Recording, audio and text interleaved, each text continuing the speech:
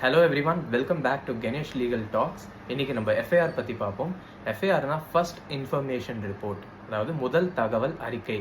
ஒரு குற்றம் நடந்ததுன்னா அந்த விக்டிம் போய் போலீஸ் ஸ்டேஷனில் கம்ப்ளைண்ட் கொடுத்தாங்கன்னா அந்த கம்ப்ளைண்ட்டை பற்றி பேசிக்காக ஒரு என்கொயரி பண்ணிவிட்டு அந்த கம்ப்ளைண்ட்டில் கூடப்படுற அஃபென்ஸ் ஒரு காக்னிசபிள் அஃபென்ஸாக இருந்தால் பேசிக் என்கொயரிக்கு அப்புறம் first information report police station file பண்ணுவாங்க. காக்னிசபிள் அஃபென்ஸ்னால் என்னென்னா, எந்தெந்த குற்றம்கெல்லாம் போலீஸ் கோர்ட்டோட வாரண்ட் இல்லாமல் அரெஸ்ட் பண்ண முடியுமோ அந்த குற்றம்லாம் காக்னிசபிள் அஃபென்ஸ். எந்த போலீஸ் ஸ்டேஷனோட அதிகார வரம்பில் அந்த குற்றம் நடந்திருக்கோ அந்த போலீஸ் ஸ்டேஷன் தான் எஃப்ஐஆர் ஃபைல் பண்ண முடியும். பட் ஒரு அவசரம் ஆபத்தப்போ விக்டிம் போய் வேறு போலீஸ் ஸ்டேஷனில் கம்ப்ளைண்ட் கொடுத்தா எஃப்ஐஆர் ஃபைல் பண்ண முடியுமான்னு கேட்டிங்கன்னா முடியும். அதுக்கு பேர் தான் ஜீரோ எஃப்ஐஆர். இப்போ குற்றம் ஒரு இடத்துல நடந்திருக்கு, ஆனால் அந்த விக்டிம் வேற ஒரு இடத்துக்கு போயிட்டு கம்ப்ளைண்ட் கொடுத்தாங்கன்னா தாராளமாக போலீஸ் எஃப்ஐஆர் ஃபைல் பண்ணலாம். அந்த எஃப்ஐஆரோட சீரியல் நம்பர் 0ன்னு சொல்லி ரெஜிஸ்டர் பண்ணலாம். அதுக்கு பேர் தான் ஜீரோ எஃப்ஐஆர்.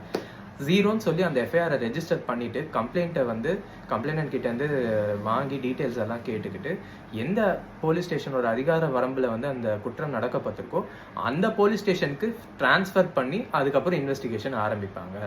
அதனால் எங்கேயாவது குற்றம் நடந்து வேறு ஏதாவது ஒரு போலீஸ் ஸ்டேஷனில் போய் கம்ப்ளைண்ட் கொடுத்தா தைரியமாக நீங்கள் கொடுக்கலாம், எஃப்ஐஆர் ஃபைல் பண்ணுவாங்க. இந்த இனிஷியேட்டிவ் 2012 டெல்லி நிர்பயா கேஸ்க்கு அப்புறம் ஜஸ்டிஸ் வர்மா கமிட்டி கொண்டு வந்தாங்க.